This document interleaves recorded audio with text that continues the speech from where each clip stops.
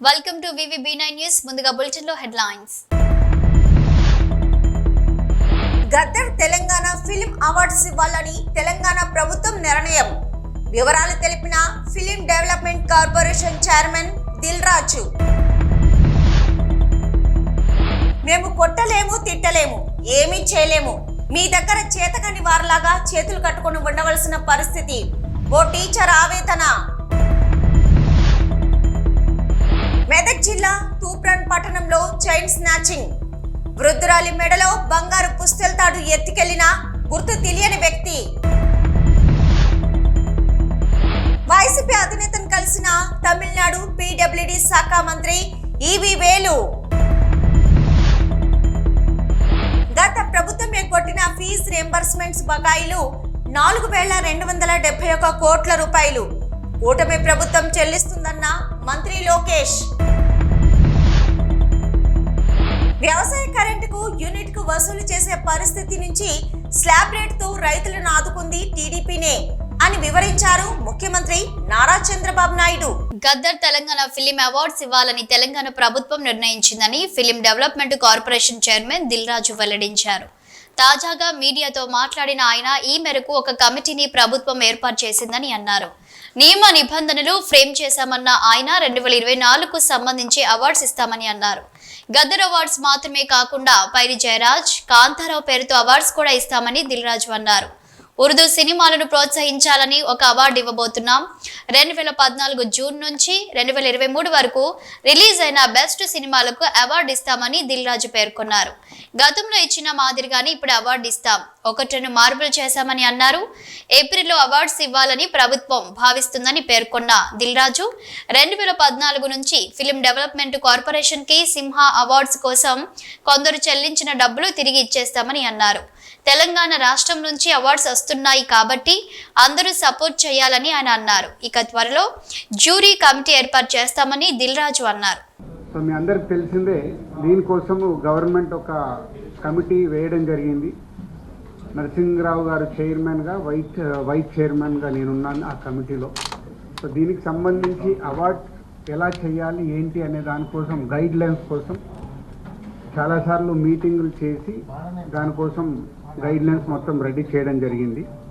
ఆ గైడ్ లైన్స్కి సంబంధించి ఈరోజు మీడియా ద్వారా 2024లో సినిమాలు నిర్మించిన నిర్మాతలకి ఈ గైడ్ లైన్స్ని అందజేసేలాగా ఇటు FDC అండ్ మీడియా ద్వారా చేస్తున్నాం. సో ఈ 2024లో అంతకుముందు ఉమ్మడి రాష్ట్రం ఉన్నప్పుడు ఎలాంటి అవార్డ్స్ ఉన్నాయో అన్ని అవార్డ్స్ ఉంచుతూ 1-2 మార్పులు జరిగాయి. మెజారిటీగా అలాగే ఉన్నాయి. దాంతోపాటు పైడి జయరాజ్ గారి పేరు మీద అలాగే కాంతారావు గారి పేరు మీద కూడా స్పెషల్ అవార్డ్స్ యాడ్ చేయడం జరిగింది. అంతేకాకుండా ఉర్దూ సినిమాకి కూడా ఎంకరేజ్ చేయాలి అనే ఉద్దేశంతో ఒక అవార్డు పెట్టడం జరిగింది. బెస్ట్ ఫిలిం అవార్డు అదొకటి యాడ్ అయింది. అంతేకాకుండా 2014లో తెలంగాణ ఏర్పాటైన తర్వాత ఉమ్మడి రాష్ట్రంగా ఉన్నప్పుడు మనకు నంది అవార్డ్స్ ఉన్నాయి. తర్వాత రాష్ట్రాలు వేరువేరు అయిన తర్వాత తెలంగాణ సపరేట్గా మనకు తెలంగాణ రాష్ట్రం రావడం జరిగింది. సో దానికోసం 2014 జూన్ నుంచి రిలీజ్ అయిన సినిమాలకి, అంటే ఎవ్రీ ఇయర్ 2014 జూన్ నుంచి 2023 డిసెంబర్ 31 వరకు ఎవ్రీ ఇయర్ ఒక బెస్ట్ ఫిలింకి కూడా అవార్డు ఇవ్వాలని నిర్ణయం తీసుకున్నాం. అంటే తెలంగాణ ఏర్పాటు అయిన తర్వాత మన అవార్డ్స్, తెలుగు సినిమాకి సంబంధించిన అవార్డ్స్ మిస్ అవ్వకుండా ఉండాలని ప్రతి సంవత్సరం ఒక బెస్ట్ ఫిలిం అవార్డు ఉంటుంది 2023 వరకు. అలాగే 2024 ఇందాక మీకు చెప్పినట్టు అవార్డ్స్ అన్నీ పాత రోజుల్లాగా ఎలా అయితే ఉన్నాయో కొన్ని మార్పులు చేర్పులతో ఫైనల్ చేయడం జరిగింది. ఆ గైడ్ లైన్స్ మీకు ఇప్పుడు మీడియాకు అందజేయడం జరుగుతుంది. సో అప్లికేషన్స్ ఇమీడియట్గా స్వీకరించి స్క్రూటినీ చేసి జ్యూరీలు కూడా ఫైనల్ చేసేసి ఏప్రిల్లో ఈ అవార్డు ఫంక్షన్ అంగరంగ వైభవంగా చేయాలని ప్రభుత్వం ఆశిస్తుంది. దానికి అందరం ఎఫ్డీసీ తరపున అలాగే ఫిలిం ఇండస్ట్రీ నుంచి చాలామందిని ఇక్కడ మేము జ్యూరీలాగా తీసుకొని చేసి అవార్డ్స్ అనేటివి నెక్స్ట్ మంత్ బెస్ట్ ఈవెంట్ చేయాలని గవర్నమెంట్ ఆశిస్తుంది. దానికి మేము కంప్లీట్ చేయాలని ఈ రోజు నుంచి కంకణం కట్టుకున్నాం. ఇవన్నీ మీకు ఇప్పుడు ఎఫ్డీసీ నుంచి మొత్తం ఎలాంటి గైడ్ లైన్స్ ఉన్నాయి ఏంటి అనేది మీకు అన్నీ ఇవ్వడం జరుగుతుంది. అలాగే 2014 నుంచి కొన్ని ఎఫ్డీసీకి అప్పుడు బీఆర్ఎస్ గవర్నమెంట్ ఉన్నప్పుడు సైమా అవార్డ్స్ అని ఒకటి వాళ్ళు డిస్కషన్ జరిగినప్పుడు కొంతమంది ఎఫ్డీసీకి అవార్డు దానికోసం సిమ్మా అవార్డ్స్ అనుకున్నప్పుడు దానికి కొంతమంది ఎఫ్డీసీకి అవార్డ్స్ కోసం అప్లికేషన్తో పాటు సమ్ అమౌంట్స్ పే చేశారంట. అలాంటివన్నీ 2024 కంటే ముందు ఏవైతే అలాంటివి ఏమైనా పే చేసినవి ఉంటే ఎఫ్డీసీ నుంచి వాళ్ళకి అవి తిరిగి ఇవ్వడం జరుగుతుంది. ఎందుకంటే 2024 అవార్డ్స్ మనం కండక్ట్ చేస్తున్నాం కాబట్టి ముందు ఎవరైనా అలా పే చేసి ఉంటే వాళ్ళ అమౌంట్స్ తిరిగి ఇవ్వడం జరుగుతుంది. దీన్ని వాళ్ళు ప్రభుత్వం చూస్తున్నది అర్థం చేసుకొని వాళ్ళు ఎలాంటి కాంట్రవర్షియల్స్గా చూడకుండా ఒకసారి ఇక్కడ మళ్ళీ తెలంగాణ రాష్ట్రం నుంచి అవార్డ్స్. విజయనగరం జిల్లా బొబ్బిలి మండలం పెంట జిల్లా పరిషత్ ఉన్నత పాఠశాలలో విచిత్ర ఘటన చోటు చేసుకుంది. హెడ్ మాస్టర్ రమణ విద్యార్థులకు దండం పెట్టి గుంజీలు తీశారు. మేము కొట్టలేము, తిట్టలేము, ఏమీ చేయలేము. మీ దగ్గర చేతకాని వారిలాగా చేతులు కట్టుకుని ఉండాల్సిన పరిస్థితి వచ్చింది మాకు అంటూ విద్యార్థుల వద్ద ఆవేదన వ్యక్తం చేశారు. ఉదయం ప్రార్థన సమయంలో రమణ సాష్టాంగ నమస్కారం చేసి గుంజీలు తీశారు. మాకు చేతనైన వరకు మేము చేస్తున్నాం. మీ పిల్లల్ని మీరు కంట్రోల్ చేయకపోతే పాఠశాలకు పంపించడం వృధా అవుతుందని విద్యార్థుల తల్లిదండ్రులను ఉద్దేశించి వాపోయారు ఆయన. మేము కొట్టలేము, తిట్టలేము, ఏమీ చేయలేము. మీ దగ్గర చేతగానంలో చేతులు కట్టుకుని ఉండాల్సిన పరిస్థితి వచ్చింది మాకు. అంటే ఇంత చెప్తున్నా కూడా ఒకటిలో ప్రవర్తనలో మార్పు లేదు, ఒక చదువులో మార్పు లేదు, ఒక రైటింగ్ స్కిల్ లేదు, రీడింగ్ స్కిల్ లేదు. అసలు ఏంటి ప్రాబ్లం? మీదా మాదా? మాదేనా? మాదైతే చెప్పండి. మీ అందరికీ చిన్న దండం పెట్టేసి పడుకుని పెట్టి పెట్టేస్తాను. మరి మీ అందరికి దండం పెట్టేసి వదిలేస్తాను. లేదంటే ఇలా నేను తీసుకుంటాను. మరి గుంజలు అయినా మీకు అందరికి కూడా మీ నేనే పనిష్మెంట్ వేసుకోండి.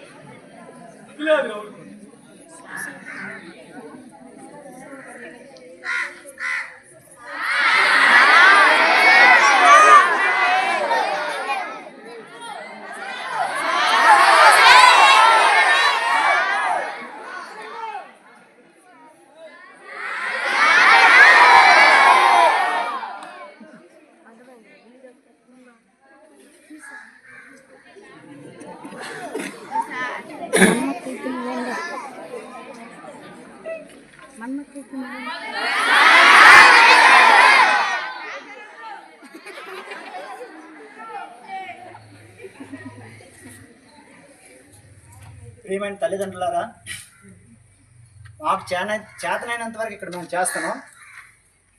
మీ పిల్లల్ని మీరు కనీసం కంట్రోల్ పెట్టకపోతే మీ స్కూల్కి పంపించడం వృధా అవుతుంది. ఎందుకంటే ఇక్కడ మా ఉపాధ్యాయులు మేము ఎంత కష్టపడి పనిచేసినా కూడా ఎలాంటి ప్రయోజనం ఉండదు. మీరు మీ పిల్లల్ని అద్దులో పెట్టుకోకపోతే మీరు పాఠశాలకు పంపించడం వృధా అవుతుంది. ఇది మైండ్లో పెట్టుకుని మీరందరూ కూడా మీ పిల్లల్ని చదువు కోసం పంపిస్తే శ్రద్ధగా ఇంటి దగ్గర చదివించండి. ఇంకా దేనికోసం అయితే పంపిస్తే పాఠశాలకు పంపించవద్దు. ఇది నా యొక్క విజ్ఞప్తి. ఓకే. మెదక్ జిల్లా తూప్రాన్ పట్టణంలో చైన్ స్నాచింగ్ ఘటన చోటు చేసుకుంది. ఇంటి ముందు ముగ్గు వేస్తున్న సత్యమ్మ అనే వృద్ధురాలి మెడలో నుండి బంగారు పుస్తెల తాడు ఎత్తుకెళ్లాడు గుర్తు తెలియని వ్యక్తి. దీంతో బాధితురాలి ఫిర్యాదు మేరకు దర్యాప్తు చేస్తున్నారు పోలీసులు. దున్నగుడు చైన్ స్నాచింగ్ చేసి పారిపోతున్న సీసీ ఫుటేజ్ పోలీసులకు లభ్యమైంది. మూల మీద నిలబడ్డా సరిగా మాట్లాడి చెప్పు. నిలబడి అటు చూసిన మా దిక్కు గటు చూస్తున్నాం అన్నాడు. షాపులకు పిలిచిన వాళ్ళు లేరు కాదు, ఇంకా పిలుస్తలేరు అన్నారు. ఆ కాముడు కానీ నాడు అన్నాను నేను వాడిని, నాకు తెలుగు రాదు అన్నాడు. యోగించి వాంతో అవి మూల మీద ముగ్గు తప్పెత్తేసిన. 6 తులాలు సార్, 5 తులాలు చేపించిన ఆయన నేను 2 వరుసల బందోబస్తు తులాలు ఉన్నది. ఎంత? 6 తులాలు. అందులో రుద్రాశీలు ఉన్నాయి, ఇంకా ఏమేమో ఉన్నాయి. అన్ని ఇంకా రుద్రాశీలు ఉన్నాయి, గుండు లేవు. వైఎస్ఆర్సీపీ కేంద్ర కార్యాలయంలో వైఎస్ఆర్సీపీ అధ్యక్షుడు మాజీ ముఖ్యమంత్రి వైఎస్ జగన్ను తమిళనాడు పీడబ్ల్యూడీ శాఖ మంత్రి ఈవి వేలు, రాజ్యసభ ఎంపీ విల్సన్ మర్యాదపూర్వకంగా కలుసుకున్నారు.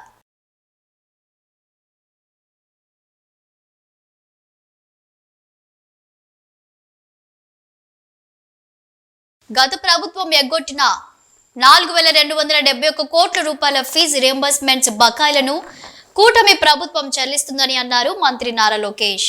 ఇది మనందరి మంచి ప్రభుత్వం అని, విద్యార్థులకు అండగా నిలుస్తున్న కూటమి ప్రభుత్వం అని తెలిపారు నారా లోకేష్. ఈ దేశంలో మీరు ఒకటి గుర్తుపెట్టుకోవాలి, మొట్టమొదటిసారిగా మామూలుగా యూనిట్ కిందనే వ్యవసాయానికి కరెంటు వసూలు చేసే పరిస్థితి నుంచి తెలుగుదేశం పార్టీ వచ్చిన తర్వాత మా నాయకుడు ఎన్టీ రామారావు గారు స్లాబ్ రేట్ ఇచ్చి రైతులను ఆదుకున్న పార్టీ మొట్టమొదటిసారిగా భారతదేశంలో ఆంధ్రప్రదేశ్ రాష్ట్రంలో 50 రూపాయలు హెచ్పీకి పెట్టి అవన్నీ మాఫీ చేయమంటే చేయలేకపోయాం. నేను చేసిన రిఫార్మ్స్ ఉపయోగించుకొని మాఫీ చేస్తామని కాంగ్రెస్ పార్టీ అధికారంలోకి వచ్చింది. వచ్చారు, ఏం చేశారని చూసిన తర్వాత చాలా భయంకరంగా మనం ఒకసారి చూస్తే 2004-14 సర్ప్లస్ కరెంట్ వచ్చింది, రిఫార్మ్స్ అమలైనాయి, అన్ని రంగాల్లో బ్రహ్మాండంగా జరిగింది. వాళ్ళు వచ్చిన 5 సంవత్సరాల్లో దగ్గర మీరు చూస్తే నేనున్నప్పుడు 90% ఇన్స్టాల్డ్ కెపాసిటీ పెంచాను, ప్రొడక్షన్ పెంచాను. 5,634 మెగావాట్ల నుంచి 10,695 మెగావాట్లకు పెంచాం. వీళ్ళు వచ్చి 56% అంటే ఒక 5-6 వేల మెగావాట్ల పెంచారు. పిఎల్ఎఫ్ ప్లాంట్ లోడ్ ఫ్యాక్టర్ నాకు విజయవాడ ఎప్పుడు జ్ఞాపకం. విజయవాడ పవర్ ప్లాంట్ ఎప్పుడు 95%. ఈవెన్ గవర్నమెంట్ ఆఫ్ ఇండియా కూడా ఏవి కూడా అంత ఎఫిషియెంట్ గా పనిచేసిన సందర్భాలు లేవు. ప్రైవేట్ వాళ్ళు కూడా చేయలేదు అంత ఎఫిషియెంట్ గా పనిచేస్తే. 86% పిఎల్ఎఫ్ ప్లాంట్ లోడ్ ఫ్యాక్టర్ ఉంటే కాంగ్రెస్ వస్తానే అది 78% కి తగ్గిపోయే పరిస్థితి వచ్చింది. దీనివల్ల ఇవన్నీ చూసిన తర్వాత కోల్ స్టాక్ దిశ అప్పట్లో పెద్ద ఇష్యూ. ఇది ఒక ప్లాంట్ రన్ చేయాలంటే కోల్ కావాలంటే ముందుగానే జాగ్రత్త చూసుకోవాలి. వర్షాకాలం తడుస్తుంది, తడిసినప్పుడు దాన్ని ఇది చేసుకోవాలి. అదే మరి ప్లాంట్స్ అన్ని కూడా ఎప్పటికప్పుడు మెయింటైన్ చేయడం పర్ఫెక్ట్ గా చేయాలి. నేనున్నప్పుడు ఎప్పుడు కూడా 3 నెలలకు 4 నెలలకు కోల్ ఏమాత్రం ఇబ్బంది లేకుండా స్టాక్ పెడితే ఒక రోజు కూడా కోల్ ఉండేది కాదు. పెద్ద గొడవలు, కోల్ లేదు కాబట్టి కరెంట్ ఆపేసేవాడు. ఇలాంటి సందర్భాల్లో అది కూడా స్టార్ట్ అయింది. ఆల్ ఇండియా లెవెల్లో 8.7% ఎనర్జీ డెఫిషియట్ ఉంటే 17.6% పెరిగిన ఆంధ్రప్రదేశ్ రాష్ట్రం మళ్లీ సమైక్య ఆంధ్రప్రదేశ్ లో. ఒక పరిపాలన ఏ విధంగా మార్పులు తీసుకొస్తుందో ఇక్కడ ఉండే సభ్యులు మీరు గుర్తుపెట్టుకోవాల్సిన అవసరం ఉంది. వ్యవసాయ కరెంటుకు యూనిట్ కు వసూలు చేసే పరిస్థితి నుంచి స్లాబ్ రేటుతో రైతులను ఆదుకుంది టీడీపీని అని వివరించారు ముఖ్యమంత్రి నారా చంద్రబాబు నాయుడు. అధ్యక్ష, ఈరోజు రికార్డులన్నీ చింపేశారు అధ్యక్ష. యాక్చువల్లీ తీసుకుని చదువుదాం అనుకున్నా, అన్ని చింపేసి ఇసిరేసి పారిపోయారు. ఫీ రీఎంబర్స్మెంట్ గురించి లెటర్స్ డిస్కస్ అవుతుంది. గత ప్రభుత్వం ట్యూషన్ ఫీ 2,832 కోట్లు పెండింగ్ పెట్టారు. హాస్టల్ ఫీ 989 కోట్ల రూపాయలు పెండింగ్ పెట్టారు. పీజీ ఫీ రీఎంబర్స్మెంట్ 450 కోట్ల రూపాయలు, అంటే ఏకంగా 4,270 కోట్ల రూపాయలు బకాయిలు పెట్టారు మన ప్రభుత్వానికి. అధ్యక్ష, మళ్ళీ విద్యార్థులందరూ తెలుపుతున్నా, తప్పనిసరిగా దశల వారీగా ఈ ఫీజు చెల్లించే బాధ్యత కూటమి ప్రభుత్వం తీసుకుంటుంది. గత ప్రభుత్వం బకాయి జియో 77 గురించి అంటే పీజీ ఫీ రీఎంబర్స్మెంట్ కూడా దాన్ని వెనక్కి తీసుకోవాలన్నారు. తప్పనిసరిగా దాని ఎలాంటి డౌట్ లేదు, దాన్ని నేనే హామీ ఇచ్చాను. దానికి ఆల్టర్నేటివ్ తీసుకొస్తాం. పీజీ ఫీ రీఎంబర్స్మెంట్ మళ్ళీ తిరిగి ప్రారంభించే బాధ్యత మేము తీసుకుంటాం అని తెలుపుతున్నాం. అమాయక ప్రజల నమ్మకమే పెట్టుబడిగా నయా మోసానికి తెరలేపాడు జగిత్యాల జిల్లా కేంద్రానికి చెందిన ఫోటోగ్రాఫర్ కస్తూరి రాకేష్. మెటా ఫౌండ్ అనే ఆన్లైన్ సంస్థలో పెట్టుబడి పెడితే లక్షకు రోజుకు 2,000 లాభం వస్తుందని నమ్మబలికాడు. మొదట్లో కొందరికి లాభం నమ్మించేలా వ్యవహరించాడు. నిజమేనని భావించిన అమాయక ప్రజలు వందలాది మంది లక్షలాది రూపాయలు ఆన్లైన్లో పెట్టుబడి పెట్టారు. ఒకరు కాదు, ఇద్దరు కాదు, జిల్లా వ్యాప్తంగా 1,200 మంది వరకు పెట్టుబడి పెట్టినట్లు తెలుస్తుంది. కొడిమ్యాలకు చెందిన 10 మంది 70 లక్షల వరకు పెట్టుబడి పెట్టారు. రోజులు నెలలు గడిచినా లాభం మాట దేవుడెరుగు. అసలు కూడా వచ్చే పరిస్థితి లేకపోవడంతో మోసపోయామని భావిస్తూ రాకేష్ ఇంటికి చేరి ఆందోళనకు దిగారు. రాకేష్ భార్య డయల్ 100కు కాల్ చేయడంతో పోలీసులు రంగంలోకి దిగారు. రాకేష్ ఇంటి వద్ద ఆందోళనకు దిగిన బాధితులను స్టేషన్కు తరలించి విచారించగా ఆన్లైన్ మోసం వెలుగులోకి రావడంతో పోలీసులు అప్రమత్తమయ్యారు. నయా మోసంపై ఆరా తీస్తున్నారు. రాకేష్ అన్నట్టయినే ఇట్లా మెటా ఫండ్ ఉన్నది, లక్షకు 2,000 ఇస్తాము రోజుకు అని చెప్పిండ్రు. అది పిల్లలకు చెప్పింది అన్నట్టు, యూత్కు చెప్పే వరకు వాళ్ళకి ఏం తెలుసు, దుబాయ్ ట్రిప్పు, సింగపూర్ ట్రిప్పు, ఇంకా మలేషియా అనుడు, ఎన్నో అనుడట. అవన్నీ అంటే ఆ పిల్లలు కదా పాపం, వాళ్ళకి ఏం తెలుసు. ఆ తెల్లదాకా పొద్దుదాకా కష్టపడి చేసుకున్నారు. ఇక వేసినాక తెల్లవారి నుంచే 7 లక్షలు వేసినాం మేము. మా ఊరి తరఫున 70 లక్షలు మొత్తం. ఇక వాడు మా అయితే 7 లక్షలు. వేసినాక తెల్లారుస్తుంది, ఇక బ్యాన్ అయింది మొత్తం. 1 రూపాయి లేదు, ఏది లేదు. అడిగితే రేపు మాపు అనుడు. ఇట్లనే ప్రతిరోజు ఎన్ని నెలలు అవుతుంది గడిపిండు. ఇక లాస్ట్ ఫైనల్ ఏమన్నా మరి ఇల్లు వెతికి వద్దామని ఇక్కడ దాకా వచ్చినాము. ఇక రాగానే వాడు ఎక్కడికో ఆనంద్ భవన్ అని చెప్తున్నాడు. అటు ఇటు 4 మాటలు దింపిండు. ఆడో గంట సేపు ఉన్నాం, ఇక్కడ ఇంటికాడ ఉన్నాం. వాళ్ళ భార్యనట పోలీసులకు 100కు డయల్ చేస్తే వాళ్ళు వచ్చి మమ్మల్ని కిందికి తీసుకొచ్చారు. మళ్ళీ ఇది స్టోరీ. మా పైసలు మాకు ఇప్పియాలి. తెలియక పెట్టినందుకు తప్పే మాది. కానీ మాకు మనుషులు అన్నప్పుడు ఆశ కాబట్టి ఏదో పిల్లగాళ్ళకు తెలియక పెట్టినది. మేము పెద్దలం అయితే పెట్టపోదాము, పిల్లగాళ్ళకు తెలియక పెట్టింది కాబట్టి మా పైసలు మాకు ఈ టైం వేస్ట్ అయింది చాలు. అవి ఎక్కువ పైసలు వద్దు. మేము ఎన్ని ఇచ్చినామో దాన్ని మాకు ఇప్పిస్తే చాలు, అంతే. ఎంతమంది ఉంటారు ఇట్లా బాధితులు? 10 మంది ఉన్నారు. 1,200 మంది ఉన్నారు. జగిత్యాల జిల్లా మొత్తంలో 1,200 మంది ఉన్నారు సార్. మా కొడిమ్యాల నుండి 10 మంది ఉన్నాము. మా తరఫున కొడిమ్యాల గ్రామం నుండి 70 లక్షల రూపాయల దాకా మేము పెట్టినాము. దానిలో నాది ఒక 22 లక్షల రూపాయలు రావాలేదు సార్ నాకు. నేను చాలా రోజుల నుండి అడుగుతున్నాము. మా team leader Tirupati Reddy plus Rakesh, ఈ లొకేషన్ ముగ్గురు వ్యక్తులతో మాకు ఇబ్బంది అవుతుంది. మా పైసలు మాకు వాటి మీద లాభాలు అవసరం లేదు, ఏది అవసరం లేదు. మాకు ఇస్తాన డబ్బులే మాకు ఇవ్వాలని చెప్పి దయచేసి మీడియా పరంగా మేము అందరినీ రిక్వెస్ట్ చేస్తున్నాం సార్. దయచేసి మా డబ్బులు మాకు ఇచ్చేది, లేదంటే మేము ఇజ్జత్ మానం పోతుంది సార్. బయట అప్పులు తెచ్చి బంగారం తాకట్టు పెట్టినాం సార్. ఇలాంటి పరిస్థితులు రాకుండా జర ఎస్పీ గారు, డిఎస్పీ గారు, సిఐ గారు అందరు చొరవ తీసుకొని మా పైసలు మాకు ఇచ్చేయాలని కోరుతున్నాం. ఎంతమంది? మా ఊరిలో 10 మంది. ఇక్కడ మాత్రం జగిత్యాల జిల్లా లెవెల్గా ఈ మెటా ఫండ్ ప్రో తరఫున 1,200 మంది టీం ఉన్నాడు. 1,200 మంది టీం ఉన్నది. రాకేష్ కింద తిరుపతి రెడ్డి కింద ఈయన కింద మేము అందరం. రాజు ఈయన పేరు. కేసు గిట్లా ఏమైనా పెట్టిరా మీరు? మాట్లాడదామని రమ్మని అంటే వచ్చినాము. ఆనంద్ భవన్ కాడ కలుస్తా అంటే ఆనంద్ భవన్ కాడ కలవలేదు. కలవకపోతే ఇల్లు తెలుసు కదా, ఇక్కడనే వచ్చి డబ్బులు పెట్టినాం. ఈ డబ్బుల గురించి అడగదామని ఇంటికి వస్తే తను లేడు, వాళ్ళ భార్య ఉన్నది. ఆమెను అడిగినాం. అడిగితే ఆమె 100 చేసి మా మీద కేసు రాకేష్ అన్నట్టు అన్నాడు 50,000 లక్ష మేము పోలీసు వాళ్ళకి ఇస్తాము. ఇస్తే వాళ్ళు మమ్మల్ని ఆయన నిడిచిపెట్టాట, మమ్మల్ని బట్టి అని లేస్తారట లోపల. రాండ్రమ్మ మీరు పోలీసు వాళ్ళకి ఇస్తాడట. ఏ స్టేషన్ పోతే ఆ స్టేషన్లు ఇస్తాడట. మరి అవేందుకు? జగిత్యాల జిల్లా కోరుట్లలో దొంగలు రెచ్చిపోయారు. ఉదయం పూట రామ్నగర్ కాలనీలో తాళం వేసిన ఇంట్లో చొరబడి భారీ చోరీకి పాల్పడ్డారు. జ్యోతి అనే మహిళ ఉదయం తన కూతురు ఇంటర్మీడియట్ సెకండ్ ఇయర్ ఎగ్జామ్ కోసం వెళ్ళగా ఆమె బట్టల షాప్కు వెళ్ళింది. ఇంటికి తిరిగి వచ్చేసరికి డోర్కు ఉన్న తాళం పగులకొట్టి ఉండడంతో ఇంట్లోకి వెళ్లి చూసింది. ఇంట్లో ఉన్న 4 లక్షల నగదు, 2 తులాల బంగారం దొంగలు ఎత్తుకెళ్లినట్లు తెలిపారు. ఇంట్లోకి చొరబడిన వ్యక్తులు ఇంట్లో ఉన్న వస్తువులను చిందరవందరగా చేసి 4 లక్షల రూపాయల నగదు ఎత్తుకెళ్లడంతో పోలీసులకు ఫిర్యాదు చేసింది. పోలీసులు సంఘటనా స్థలం చేరుకొని విచారణ చేపట్టారు. రామ్నగర్ అయితే నేను ప్రొద్దున 8:30కి మా ఇంటికి తాళాలు వేసి పాపకి ఎగ్జామ్ ఉంది, inter first year second year exam రాస్తుంది పాప. ఆమెను అక్కడ డ్రాప్ చేసేసి నేను షాప్కి వెళ్ళిన. ఇంట్లో 4 lakhs అట్లా నగదు ప్లస్ ఏంటంటే 2.5 తులాలు చిన్న చిన్న ఐటమ్ అట్లా ఉండే. అవన్నీ పెట్టేసుకొని వెళ్ళిన. పైన రెంట్ వాళ్ళు కూడా ఉన్నారు. వాళ్ళు ఇక్కడ ఊరికి వెళ్ళిండ్రు. ఇవల్ల 10:30కి అట్లా ఊరికి వెళ్ళిన తర్వాత 10:30 వరకు అసలు వాళ్ళు ఇంట్లో ఉన్నారు. తర్వాత ఒక 12:30 దాకా ఇంట్లో ఎవరు లేరు. 12:30కు పాప వచ్చేసరికి తాళాలు 2 వలగొట్టున్నాయి. బయట గేట్ ఇది తాళం అట్లనే ఉంది. లోపల డోర్ది ప్లస్ బెడ్రూమ్లో కూడా నేను డబ్బులు ఉన్నాయి కాబట్టి బెడ్రూమ్ కూడా తాళం వేసిన. ఆ తాళం కూడా వలగొట్టి మొత్తం చిందరవందరగా బట్టలన్నీ చిందరవందర వేసి అన్నీ మొత్తం ఐటమ్స్ అన్నీ వడగొట్టేసి అమౌంట్ తీసేసుకున్నారు, గోల్డ్ తీసేసుకున్నారు.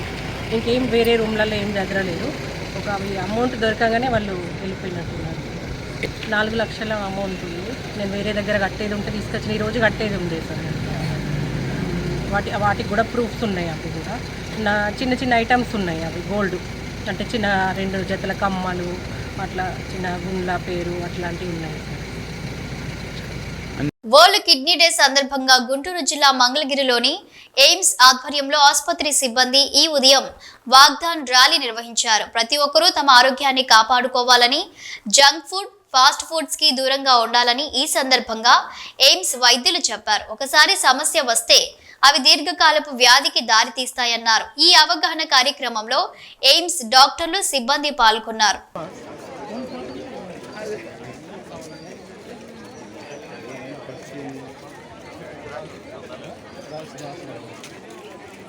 గుంటూరు కోర్టులో పోసాని తరపున వాదనలు ముగిశాయి. జడ్జి ముందు కన్నులు పెట్టుకున్నారు పోసాని. తప్పు చేస్తే శిక్షించండి, అంతేకాని ఇలా ఇబ్బంది పెట్టవద్దు అంటూ ఆవేదన వ్యక్తం చేశారు పోసాని మురళీకృష్ణ. నా ఆరోగ్యం బాగోలేదు, 2 ఆపరేషన్లు అయ్యాయి, స్టంట్లు పెట్టారు అని కోర్టులో చెప్పారు ఆయన. 2 రోజుల్లో బెయిల్ రాకపోతే ఆత్మహత్య ఒకటే నాకు శరణ్యమని అన్నారు.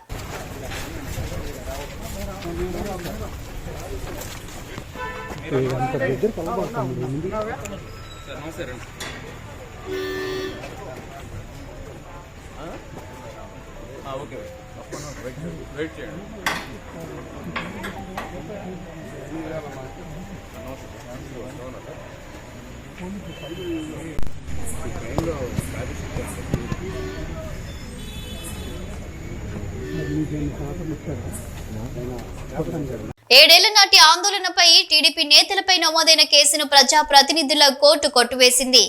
ఓబులాపురం మైనింగ్స్ పై గతంలో టీడీపీ నేతల ఆందోళనలు, కేసులు నమోదు విషయం తెలిసిందే. గురువారం నాడు కేసులో ఉన్న నేతలు, విజయవాడ ప్రజా ప్రతినిధులు కోర్టులో విచారణకు హాజరయ్యారు. విచారణకు హాజరైన వారిలో మంత్రి అచ్చెన్నాయుడు, మాజీ మంత్రి నాగం జనార్దన్ రెడ్డి, దేవినేని ఉమ, నిమ్మకాయల చినరాజప్ప, తూలిపాల నరేంద్ర కుమార్, ఎర్రబెల్లి దయాకర్, అమర్నాథ్ రెడ్డి, బాబు రాజేంద్ర ప్రసాద్, కోల లలిత కుమారి, పొలం నాగరాజు, చిన్నబాబు రమేష్, గురుమూర్తి తదితరులున్నారు. గత కొన్నేళ్లుగా విచారణకు హాజరవుతున్న నాయకులకు కేసు కొట్టివేతతో విముక్తి లభించింది.